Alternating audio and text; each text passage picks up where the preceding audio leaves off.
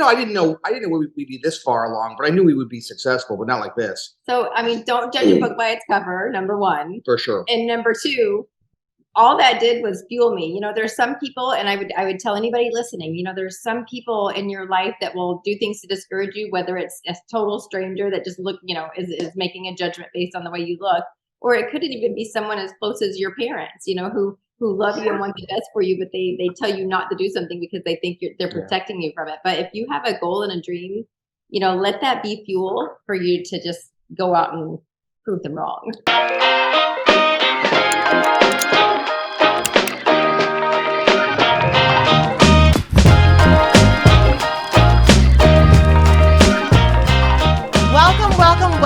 Welcome to The Remix, the video podcast that keeps you in the mix of everything real estate.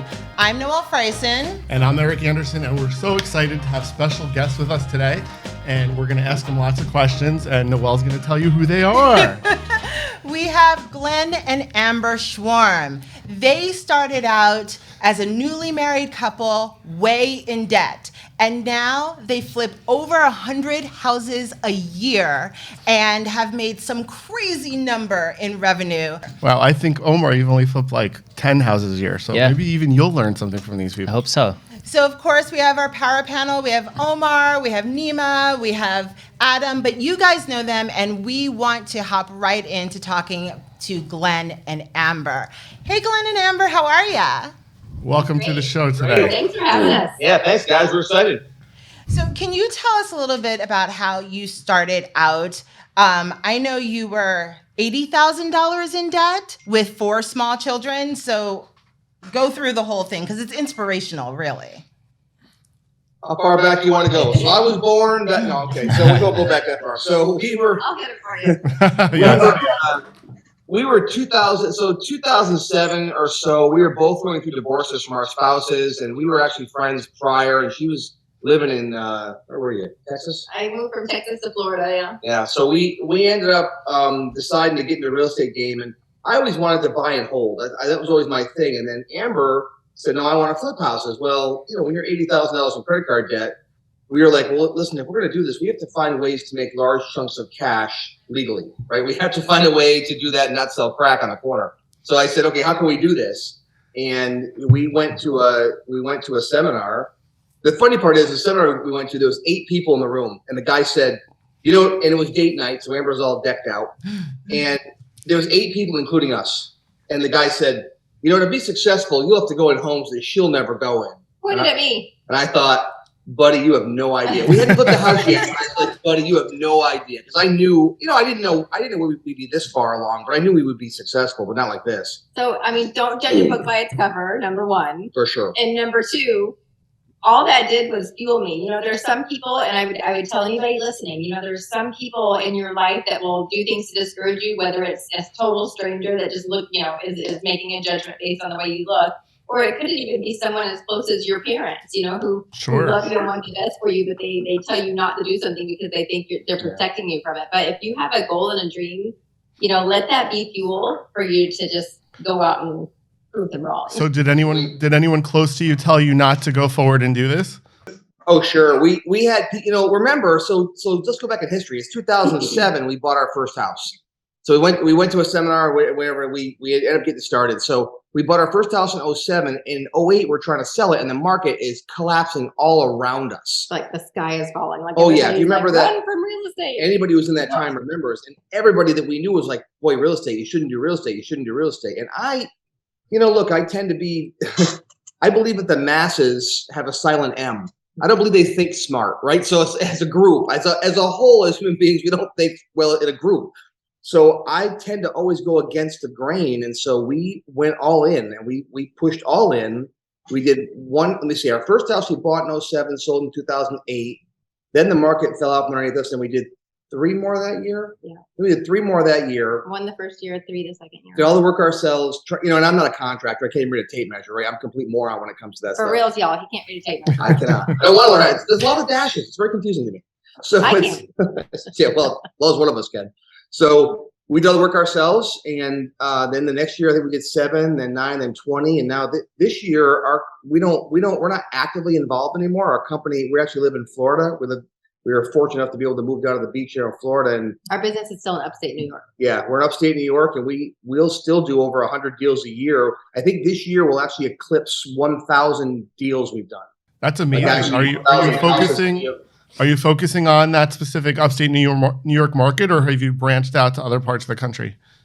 We've come a little bit downstate. Like, I forget what county that we're in now, but we went a little bit west, a little bit down. Right now we're focused there because it's where we have all of our connections, right? Now, I don't love, if we're being really honest, I don't like doing business in New York. It's very tough. The cycle time from when you buy a house to sell a house, even when you wholesale or flip, it takes bloody forever because there's a billion attorneys. So everybody wants to get a piece of the pie. So it's difficult to do business in New York, but it's just what we know. And so we continue on. So that goes to show you that even in a state that's challenging to do it, you can still be successful though. Yeah. Glenn, can I ask you a question? So you said you use the word deals, right? And I think what I'm interested to know is, and I think we all know your backstory. Anybody who Googles you knows your backstory. So what do you mean by deals? Because you can't be involved. Someone who does flipping, right? You can't be involved in over 100 deals a year. It just, you would have a nervous breakdown, right? You know, your contractors calling you, sightseeing. So when you say now deals, what does that mean to you? So our team, we have a team. Number one, I'm blessed to have a very good COO that we hired last year that runs the day-to-day operations. We have acquisitions managers, dispositions managers, and then a whole team of people are there. We have an HR department, all that kind of stuff. So a deal for us is any deal that any house that we do, and we have a different disposition for every type of house. What wound up being last year we did, it was either 100. There's always been argument if it's 100 or 101 deals last year. It's one or the other. I'm not sure when one of them closed, but out of those, about 78 or 79 of those were wholesales. So we buy those and sell them to somebody else. We started back in 2008, and we didn't do that for many, many years. Now it's become the thing to do, right? So we spend so much on marketing to find the flips that we end up selling those off to other investors. So that's a deal where you just put it under contract and sell that to somebody else. I'm sure you guys know what that is. So obviously, if it fits your criteria, then you flip it. If not, you wholesale it. Or keep it for a rental. Yeah. So that's really what we do, right? We look at. Go back. You're in the middle saying, all right, so that's a portion of it. You're talking about you're wholesaling, say 76 of them. Now, what about the other 30 something? Then the other one, so usually we try and keep 8 to 10 rentals a year, whether it be long-term or short-term. We have a whole chunk of short-term rentals also, but we also keep long-term. And the other ones we'll do full renovations on. Now I say full renovations, those could mean, in the last couple of years, it's been a crazy seller's market. You could put paint on something and just sell it. It was crazy, right? So we were doing, if we could get, however we could get the most amount of money the quickest without looking like a flipper. Like our reputation is to do a great renovation, not to turn on a crappy product. If that makes sense. You know what I mean? So we're not a flipper per se, but if we could go into a house, and I remember one house we bought and fixed it up because the seller the seller didn't want to mess around with it, and it had to have a couple of things fixed for an FHA buyer. So went in, bought the house for and don't hold me to these numbers, it was like maybe 75 grand or 80 grand.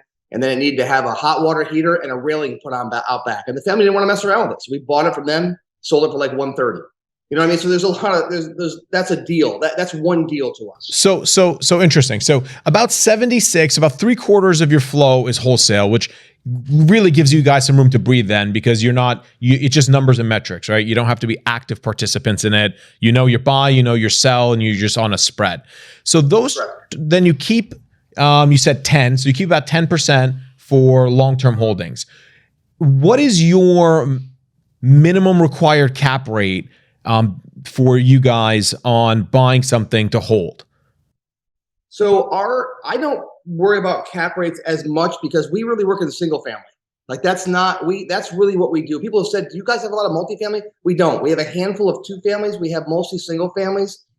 For us, it really just depends on what kind of cash flow we can get on that property. You know what I mean? If we can get cash flow on it, and also now it's become, can we short-term rent it as well? So we don't necessarily have a set criteria. It depends where we are in cash flow wise with our company too, right? It depends. Do we have to sell this and pull our equity out? Or are we in a cash position now where we don't have to? So it's not as much about cap rate as it's about where are we in the cycle of our company?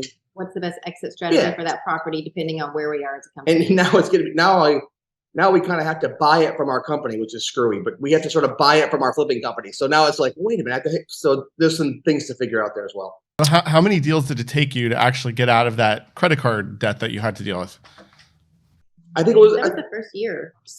Well, the first year was one deal. The three deals. Well, no, your first year was 17,000 and 33,000. That only puts you at 50,000. So you were 80,000 in debt. The math doesn't add up on one deal. So we finished that one in 2000. We did the first one in the end of 2007, but then the next year we did 3 deals. In 2008 we did. In 2008 we did 3 deals. In 2008, so that year we were out. Yeah, between 2008 2009 thereabouts. I do remember. It's going back a ways in my memory, but I do remember as we were selling those houses, they had more deals coming in. We only did renovations in the early days. That's all we did was renovations. That's just what we liked. We liked making things. We like taking ugly things, make them look pretty. I always say that's why Amber married me. It's not really working. But that's what we always did, right? That was always our thing. Did either of you have a background in construction? Neither one of us. No, not a bit.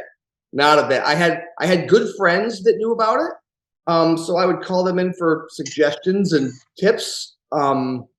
It's amazing what you'll figure out when you're hungry, though. We were desperate. Like we knew, sticking to our 9 to 5s or getting a job wasn't gonna get us where we wanted in life. And we're both type A's. We're both risk takers.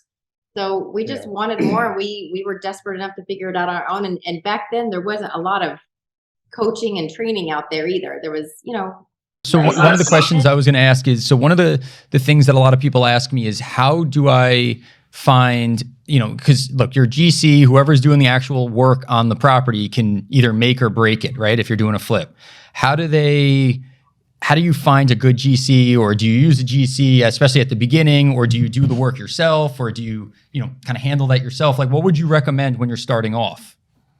Yeah. I was going to say, Amber and I did our roles. I'm going to let her answer that because our roles are very different. Like most people think that I handle construction, she handles the buying and selling. Just the opposite. I handle the buying and selling, and she handled all the construction and contractors and stuff. I got the actual shit work, like the sewer, the septic. That's the actual shit work I got. So that was what I got. So, but other than that, Amber handled everything. So she's the pro at that question. Yeah, and it was interesting because I think the dynamics in that world are changing now. There's more and more women getting involved in real estate investing, which I think is awesome because it's such a natural fit. But in the beginning, that was definitely not the case back in 07, 08. So not only did I have my confidence issues because I didn't know what I was talking about, but here I am, little Texas blonde girl in upstate New York with, a bunch of New York contractors. And, they just looked at me like I was an idiot. So I feel like I had to prove myself to every single contractor I came into contact with.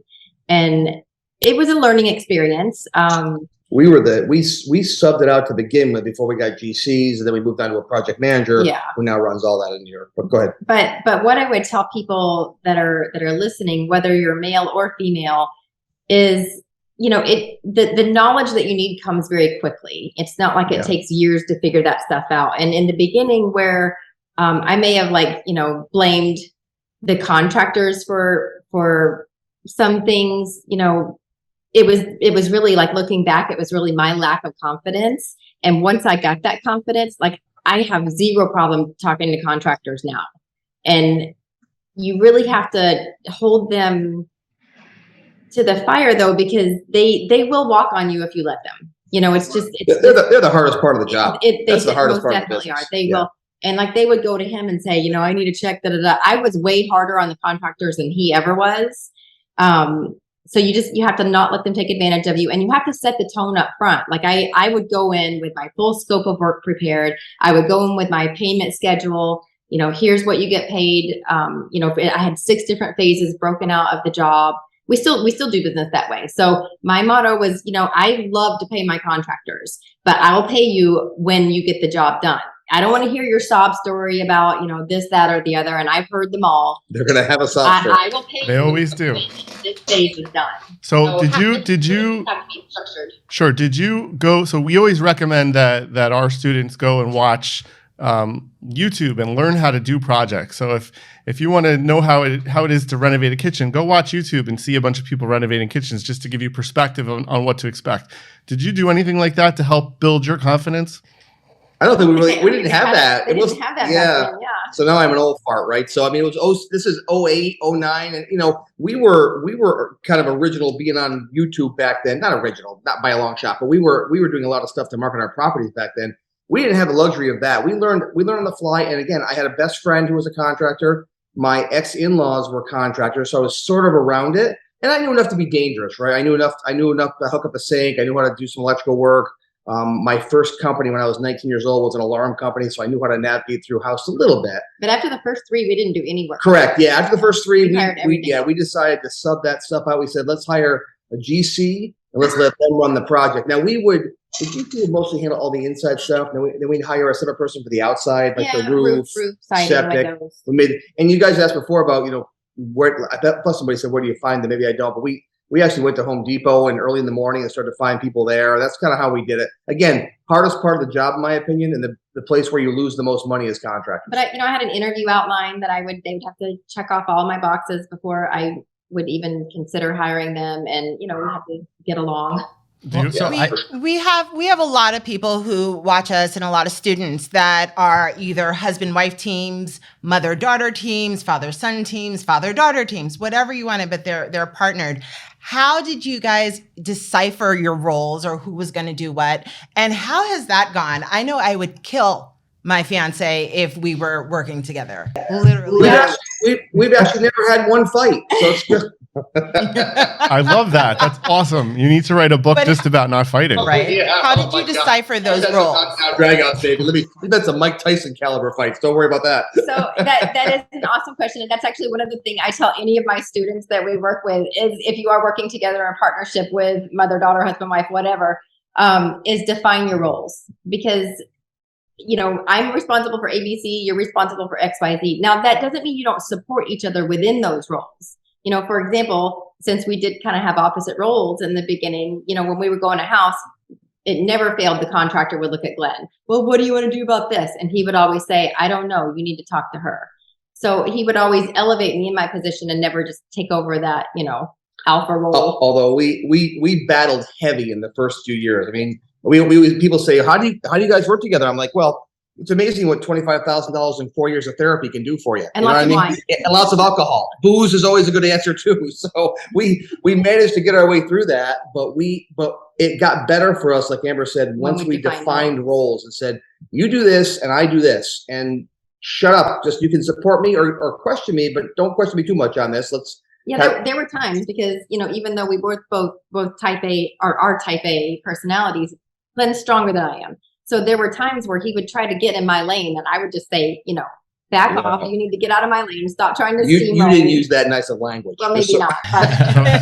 So as you guys were climbing up that ladder, getting out of debt and having your successes, did you do something to celebrate each win when you were first started? Like, did you crack open a bottle of champagne? Did you go out to dinner and go dancing? Like, what was your thing that you did with each other to celebrate? We traveled a lot. We traveled a lot. We traveled the world a lot. Yeah, we went scuba dive and all that kind of stuff. We're very ambitious. So for us, that celebration was finding the next deal. Yeah, I think we were trying to we were trying to find a way to build a company to get larger. Like we wanted to be larger, and I always knew that I wanted to teach other people to do what we do. Right? I always knew that. But I said, about the third flip, I said, honey, this is it. This is what I can teach people to do. I teach how to flip houses and build rentals. I can teach this, but let's prove the model first. And that's something you don't see in today's world, right? Today's world is they do one deal, they're a guru. I'm an expert. Oh yeah, they're all over YouTube. Oh, follow me. And some people have tens of thousands of followers. They haven't done shit. So it kind of cracks me up. I'm like, okay, whatever. So, but we said, listen, let's not teach anybody until we've proven the model. We didn't open our home flipping workshop until we had done 400 deals. That's the first time we actually started to teach other people. So we had to figure it out ourselves, and then before we taught anybody else. So we're all about integrity for sure. I do have a question. One other question. So when you find a new property, what makes it a better wholesale versus a flip? Like, so what do you look at that's going to make you decide at the beginning, all right, I'm just going to wholesale this, or I'm going to go down the, fixing it up and reselling it, or even holding on to it as a rental? What do you look for? I think it has a lot to do with area. what wholesaling started for us by accident, right? So you should know that. So wholesaling was something that I never wanted to do it no offense to anybody who does it, because I do a lot of it, or our company does, but I thought it was a used car salesman. Like I'm buying and selling paper. It didn't seem like, I didn't like it. Sure. But then I realized I'm paying, at the time, it was like, I think now we pay like $50,000 a month for marketing, but let's say back then we were paying, $8,000 a month for marketing or something. And I'm like, people would call me, I'd say, we don't buy in the city. Oh, we don't buy there. Oh, that's out of our buy box. And I'm throwing away leads that I'm watching other people buy. And I'm thinking, wait a minute, I paid for that lead.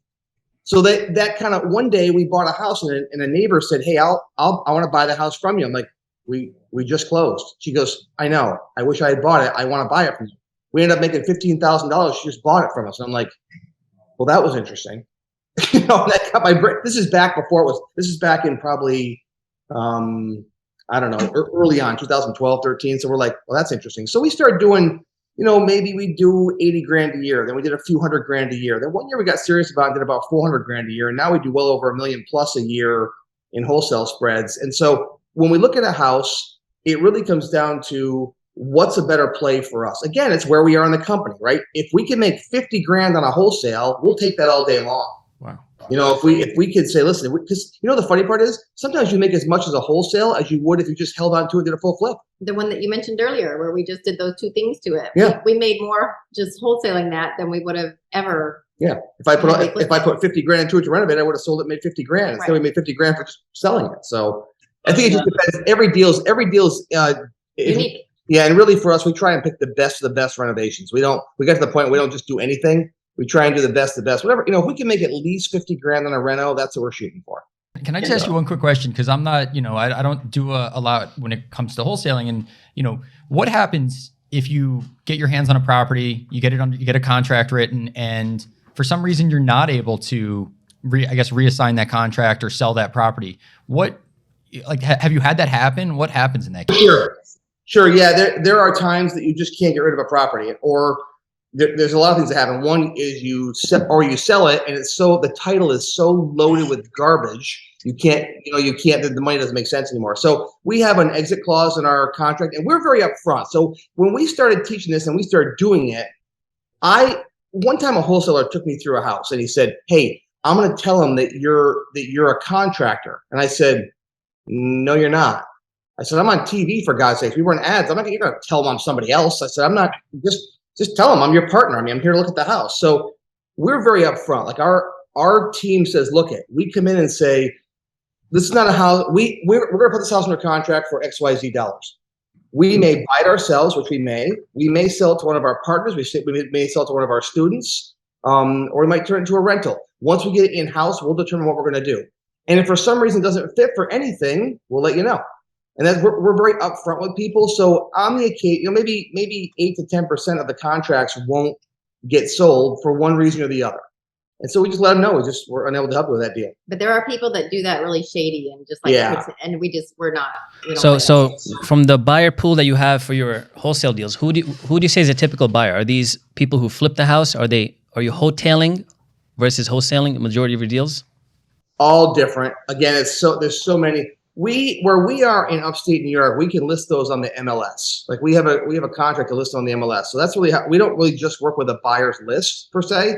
We put it out, especially in the past couple of years, put it in the market, and people buy them for a variety of reasons. In my opinion, they overpay a lot of times for those houses. But that's what started me wholesaling, because I'm like, we're losing out bids. If they want to pay more for the house, I'd be happy to give it to them. But it's some investors and it's some homeowners. Yeah, some homeowners buy them. Some people that want to just buy rentals or buying up, they're trying to get as many as they can. People come from down the city and they see how inexpensive real estate is upstate as opposed to downstate.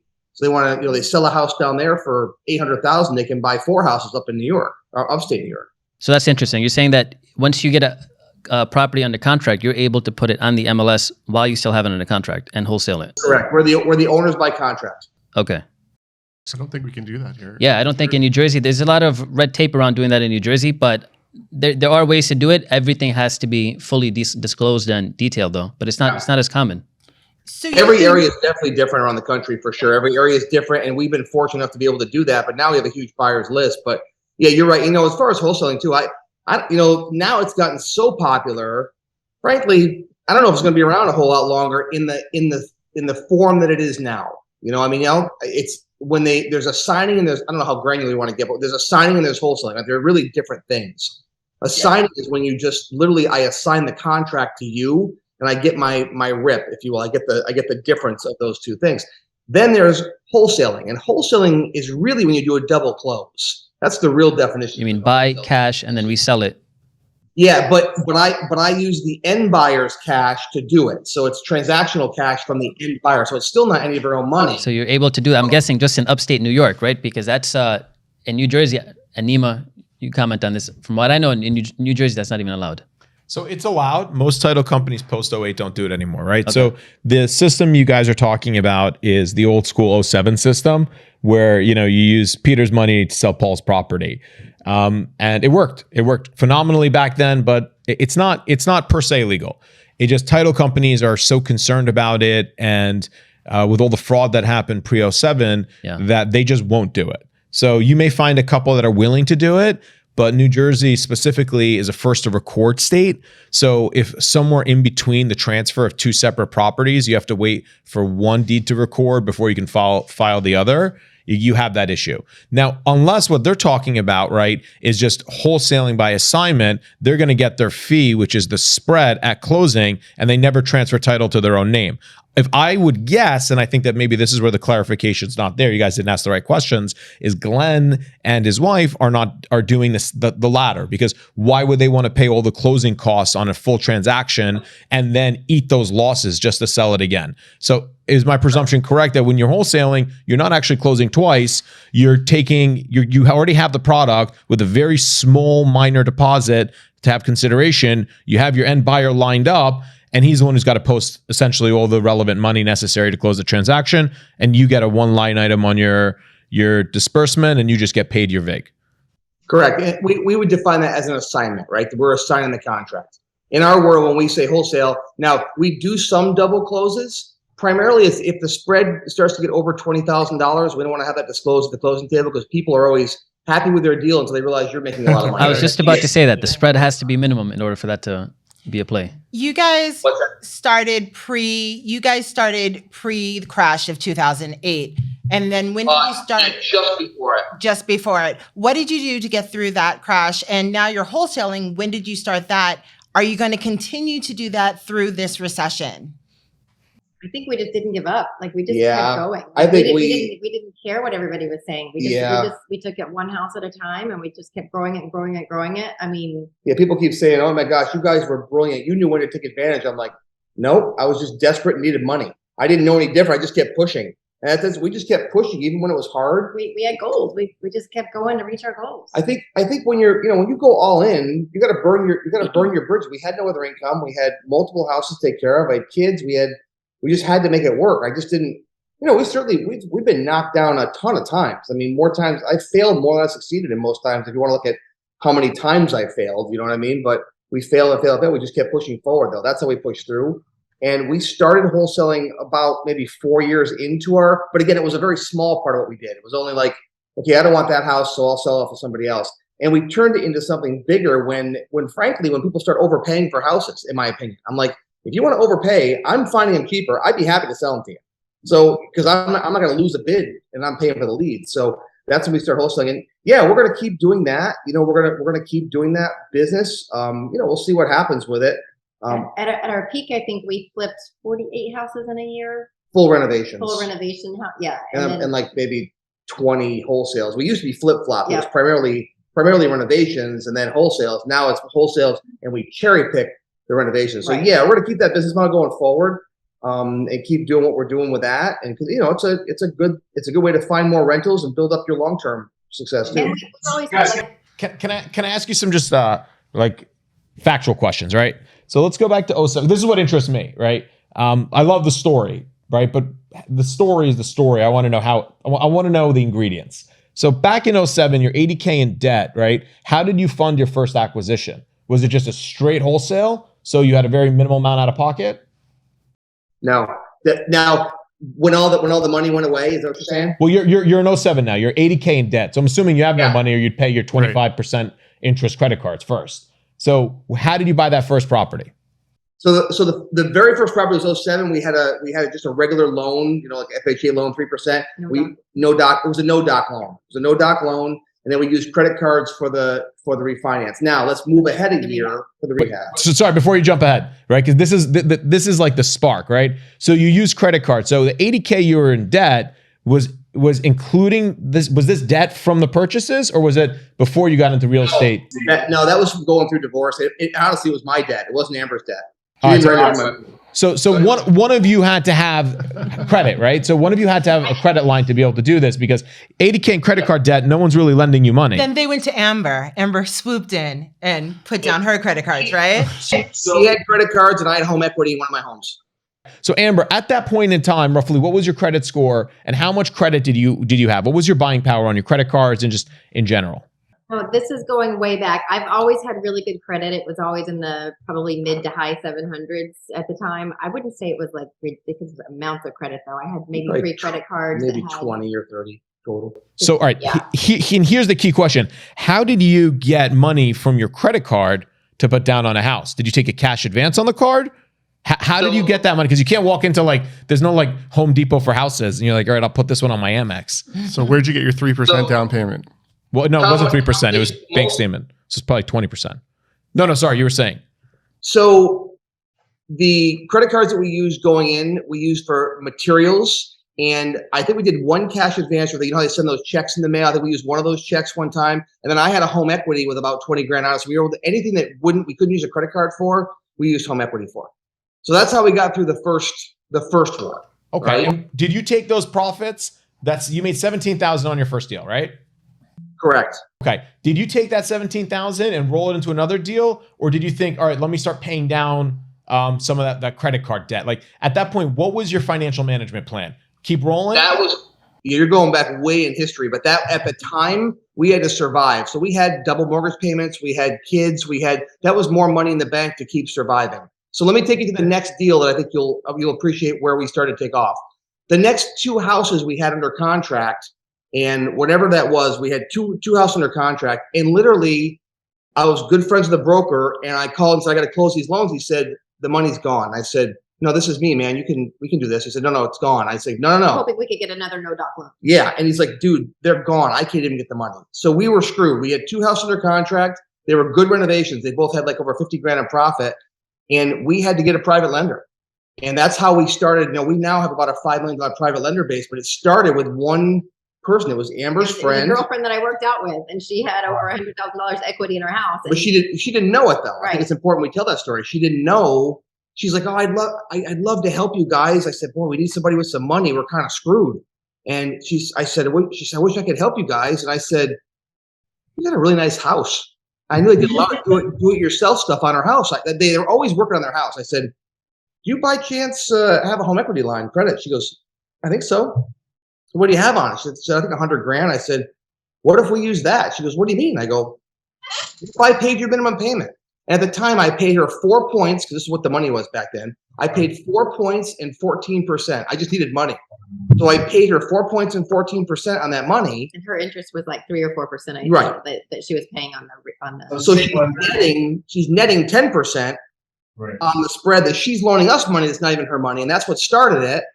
And then I sent a letter out to a bunch of people I knew and said, if you know anybody looking for money, that wants to invest, let me know. And a friend of mine I hadn't talked to in 10 years called back and said, what is this you sent me? What is this thing? The little packet I put together. And he said, what the hell are you doing now? I said, well, I explained my deal.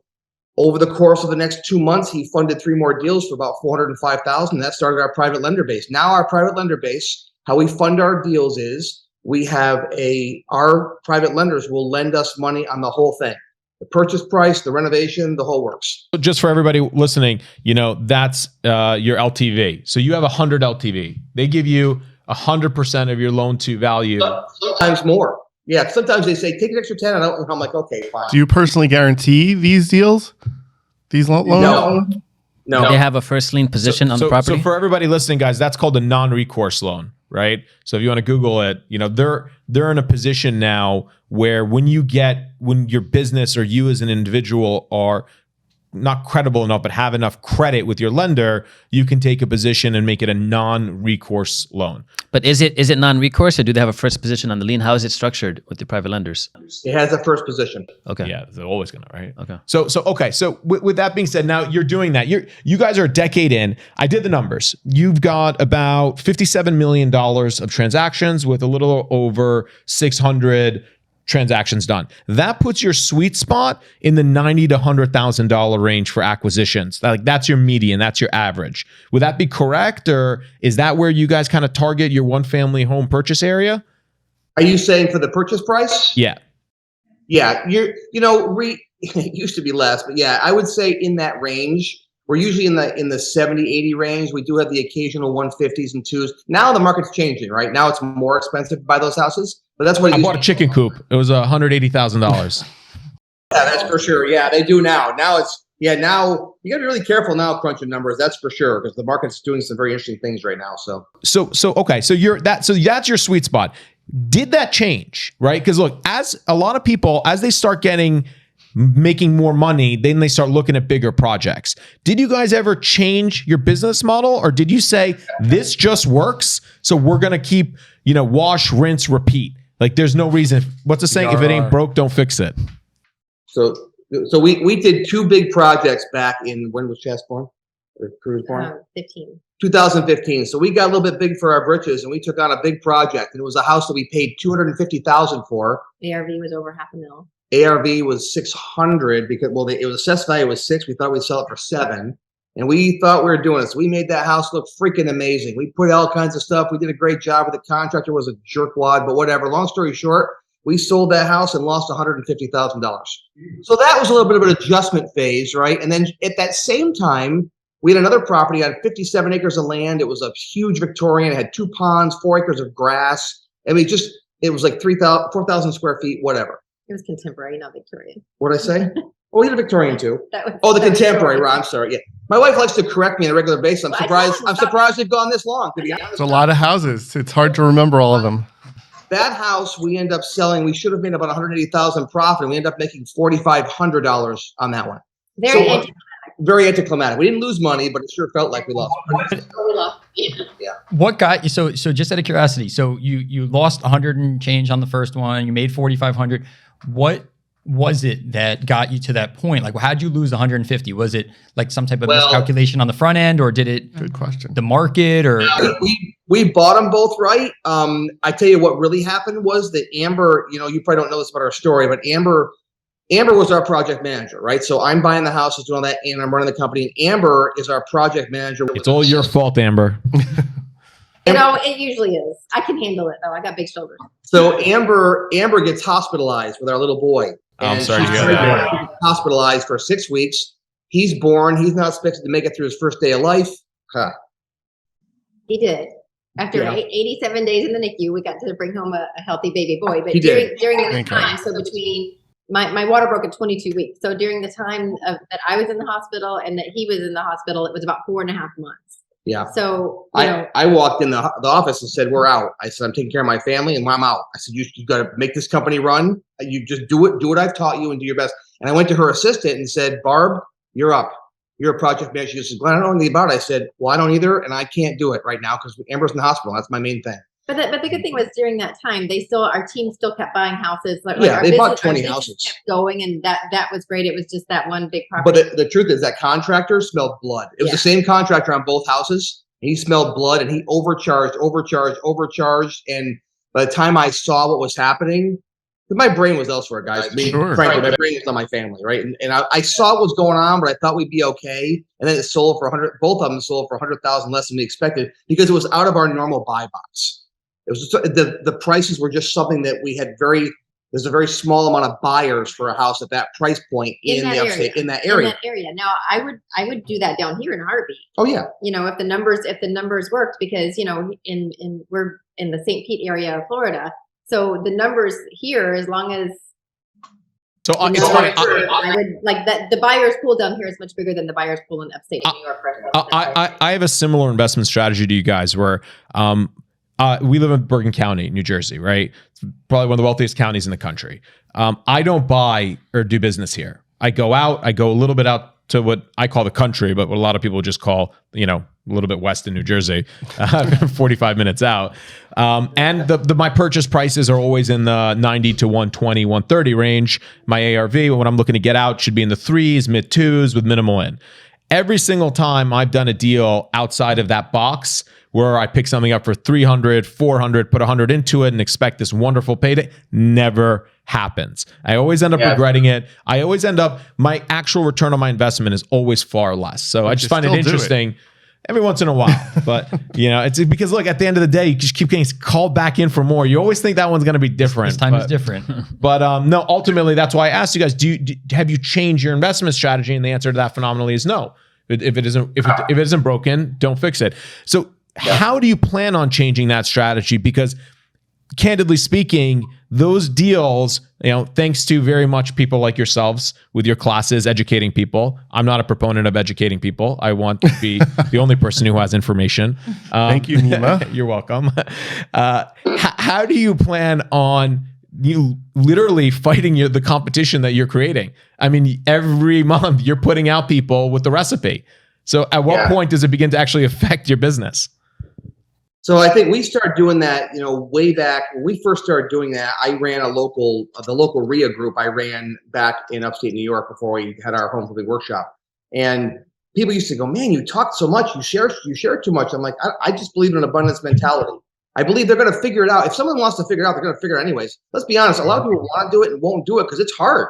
At our workshops, I say, listen, what we do is hard work, but it's worth it. But you got to be willing to put the work in. So a lot of people won't do what we do. At the end of the day, I could teach them all day long, and they won't do what we do. And most people don't want to do it as a business. They might want to flip a house or two on the side of their job. So it's not like we just believe in. I'd rather teach them the right way instead of having them go out there and screw. It's so bad when a new wholesaler gets some education course online and they run out and they do a quick wholesale deal to somebody and they buy it at $30,000 more than they're supposed to. And then they got the seller thinking that the house is worth that, and it kind of screws it up. So really teach them the right way. So let me ask you guys this too, right? Just sort of in terms of your business model. You said you have a $5 million pool right now of money, but at your point, right? Why do you still use other people's money? And if you do, what is the interest rates that you get today compared to obviously that 14 and 4 back in the day? So I'd have to look and see what we have going. I know that last month, our team put, I think 25 houses under contract to purchase, or I think it was 28. I don't remember the number, 28 maybe to purchase, which means we'll probably purchase about 22 of them. There'll be a chunk for wholesales and a chunk for renovation. So we are leveraging other people's cash to do that. What I do now, those investors that we have, I use them for the renovation portion, and I use a commercial lender. I use a lender that I met. I'm part of a mastermind group. So I have a lender that lends at a good rate, 10%, 1 point and 10%. That they're in first position, and I use my investors for the renovation money. So I'm still 100% in on the project. We have a lot of projects going any given time. So that's what I use that money for. But again, 1 point, 10% plus fees. So you're really at 13%, right? If you calculate, even if the lawyer fees are reasonable, like you said, especially New York requires lenders on deals for the banks. Even at that point, 13%, if you rolled your own money, you'd be adding 13% to your bottom line. So do you just find it that you're more scalable and it makes sense even at those numbers to utilize it? I mean, what is your logic for not saying no to lenders? So correct. We took a long time to build those relationships, those lenders. I want to have them because could I use my own money at times? Yes. I couldn't scale as big as I want to scale with all my own money. Plus, for our own money, we put it into our rental portfolio and we put it into private lenders for some of our students. We do a lot of, I make more than the actual 12 or 13% I'm paying right now with my money elsewhere. So that was kind of what I was getting, and I expected you to answer that. So for you guys listening to this, right? When you can make money, 10 to 13% is like, I would rather spend money on myself than make 13% on it, right? It's just not worth it for me. So when people are investors or, you hear numbers like 13%, people who have a good product, like Glenn and Amber, for them, that 13% is negligible because that's not their margin. Their margins are usually so good that they can factor in 13% to be an almost irrelevant figure. And it makes more sense for them to keep their money for their own projects because they will always make more than 13% on their own money. So why not use someone else's even at 13%? Would that be an accurate summary of your thought process? 100%. 100%. Yeah. Guys, it's also one of these like, don't try this at home, right? So that's like the equivalent of like watching a mountain bike trick and being like, I can do this. But it they took had them a to long get time to that get point. there. They had to get to that point. In the beginning, when they started out, obviously you didn't have that option. So With that being said, that you had to get to that point, what are, let's say, top 3 steps of how someone can get into this? How can they start to become you? What is the first thing that someone who's watching us tomorrow should go out and do? Learn how to say yes to your wife. Don't fight with her because that'll go. You get there faster. I'm behind that one. But what She are wants the the real things? stuff. What are the 3 things they should go out and do if they want to start this? So Glenn has an expression that I love, and it's folding time. Because, when we started, we didn't have coaching. We really did learn from the School of Hard Knocks. So I think the first thing somebody needs to do is go out and get educated. And, we do that. So they can go to homeflippingworkshop.com and come to one of our workshops. I think people are attracted to different Find coaches who for you, different find who things. you like. Too. Find something that resonates with you, though, that you can identify with, that you trust, that you don't feel like it's going to just bullshit you. So get educated so that you can crunch that learning time in half, have the track to run on. I love that. We're a school, so I'm Absolutely. totally behind you on that one. What's the second? After I've gotten educated. I think number 2 is take action. There's so many people that talk about wanting to do this, that watch all the TV shows, that say we have friends that do that. We have friends that know what we do, that we would gladly help, but they still just talk about it. So number 2 is take action and push past the fear. The last one I would say is, I'm a big believer that we become like those we associate with, and you've got to get around people like you, like us. You've got to get around people that think and talk in a different language. Look, last week, so I'm good friends. We're part of what's called the Collective Genius. It's an amazing networking. It's an amazing mastermind, and you got to do 75 deals a year to be part of this group. And so we've been in it for about 2 years, and I've become good friends with the owner. And so he lives in Tampa. So we were hanging out 2 weekends ago in his pool. We're hanging out there, and a couple other guys were there. And a couple guys were there that were not in real estate. One was a guy that did private equity. One was a guy that was doing a startup tech company. I sat in the pool and talked to these guys about their businesses, and I learned so much that I didn't know. Like, I was like, wow, these guys are younger than me. They knew a whole lot more about things I didn't know about. And I got in the car. I said, it's amazing, right? You've got to be around people that think at a higher level than you. If you don't, you will never think at a higher level because you won't know what you don't know. You don't know how to think at a higher level. Iron sharpens iron. Got to be around people that. So if you want to be a real estate investor, get around you, right? Get around 100%. 100%. So on the reverse side, what are the top 3 things that you should not do? Yeah. What should you not do? Just the top 3, not Just the top 3. 100. Yeah, I gotta say, how much time do we have today? So I would tell you that the top 3 things not to do. Don't wing it. Yeah, don't wing it. Too much information out there. Be very careful getting too over leveraged in the beginning. And what I mean by over leverage is not necessarily the money, but with what you're doing. Some people they want to do 2-3 projects that are rip. I'd be very careful with that. I think you put yourself in a very vulnerable spot to do that. Make really calculated decisions too. The good thing about real estate is everything's pretty much measurable with numbers. And number 3 is don't listen to the masses. Right now, I'm not sure what's going to happen in the months ahead. It's been weird. I keep thinking I'm going to hear like, hey, get away from real estate. People keep coming into it. Interest rates go up, they come back down. We're all kind of like, I know you guys are too. We're all kind of just like watching right now. So I think just be very careful and don't listen to the wrong people. That's all. Glenn, Amber, what metrics, if any, do you guys look at like weekly to sort of keep yourselves informed on the market? Or at this point, are you just based off your gut? I don't. I'm not a real detail person. I'm really not. I joke around. I'm like, I just own the company. I don't know all the details right now. My COO is a great guy. He watches all the numbers and stuff. I do watch metrics on what is the days on market. I want to see what that looks like out there right now. I want to see what the average sale prices are we dropping. But really what I focus on is my area, because I think real estate's very local. Yes, it's nationwide. We have a really weird little pocket in upstate New York in the capital region up there. It's a weird pocket that doesn't really get hit too hard one way or the other.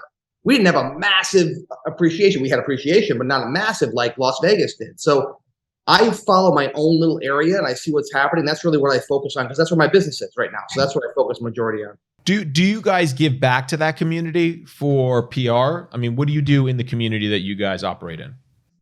We are on TV a lot. Like we do a ton of TV commercials and that kind of stuff. And we haven't been on a radio ad in a while. We've done some ads. We've been on live news shows. We have not in a while. We support a local charity there called Things of My Very Own. Yeah. Yeah, I think Amber got my question. Yeah. Good to know. Good to know. How important is, or what is the most important part of your relationship, or what is that secret ingredient that keeps the two of you focused and together and moving forward, that you could share with us? I don't think love is enough, personally, because even people that love each other hurt each other. I think staying connected is really important, and that takes work. With us, we both still are active in business. We have 4 kids. Our 2 youngest are 7 and 9, so they're in sports and all that stuff. So I think it's really important to make time for each other and stay connected. I think respect is a big one. When you're in business together and you're in love together, you've got to respect each other. And I think there's spice too. And I don't mean spice just sexually. Certainly I like that too, but not that. But I'm saying spice when it comes to, I had a new business idea last night that I bounced off her, and she's like, huh. So all of a sudden our brains are thinking about something new. So it's in real estate, but we're always growing together. I think that's what I would probably say. You have to grow together. I think if one partner grows past the other one, and the other one doesn't grow, you're eventually going to separate. Apart. You're going to grow apart. I just wanted to make sure before we end that you tell us about your new book that's coming out, because I saw that it's coming out in a couple of months with Simon & Schuster. Tell us what the title is. Tell us what it's about. I love it. I am going to read it. I was trying to buy it, and then I was like, damn, I have to wait a couple more months. Pre-order, yeah. We wrote that last year. So it's the birth of the everyday real estate investor. How real estate, not stocks, are the new investment going forward, or to build wealth. And it's really just it's kind of our story tied in with what we do. We specialize in wholesaling, obviously renovation and flipping, long-term and short-term rentals. That's the niche that we have, and also running companies inside those. And so that's the book. Sort of takes a journey from when I was a young teenager when I first realized, like, my parents paid $12,500 for their house in the 50s, and their payment was $51 a month. I laugh at that, right? And when I was in the 80s, we took a motorcycle trip to the top of Pikes Peak in Colorado, where my brother lived, to burn their mortgage. And I remember thinking to myself, that house at the time was worth like $80,000, and I'm thinking, you paid $12,500 and it's worth $80,000. You paid $50 a month. And as a 14-year-old kid, it just stayed in my head. And I thought, if I could retire with 10 of those, I would essentially be a millionaire. And now that house is worth like $250,000, right? So that was sort of the spawning of the idea for me in real estate investing. And then here we are. There's other stories I tell in there, but I also go through the details of what we have done to get to where we've gotten to in the book. So it's more of it's a storytelling while it's all the factual stuff, and it's all there. Yeah, it's got a lot of meat in it too, not just. It does. Yeah, it's 200 pages. It's not when I started doing it, it was like, before I knew it, we just kept getting more and more information. I'm like, okay, well, let's do a good book here. So yeah, we're excited about that. So the birth of the everyday real estate investor, October 11th is when it comes out, but it's available for pre-order now on Amazon. Well, our students love the meat and potatoes in a book, so we're very excited to have had you here today, and we look forward to following your story. And we hope to have you again in the future. And Amber, I'd love to have one-on-one conversation with you about how women can really get into this, because I love that you are the mastermind brains behind it all, and I'm going to pick all of that out for our listeners. I would love that. Awesome. Don't forget to ask everybody to subscribe. Yes, subscribe, guys. I'm off my game today. So you're going to subscribe, you're going to push that button, you're going to buy Glenn and Amber's book, and you're going to come to recareercenter.com and find out more about the Center for Real Estate Education. And remember, if you visualize it, you can own it. Yep. Bye, guys. Bye, guys. Thanks, guys. Thank you. Bye. Bye.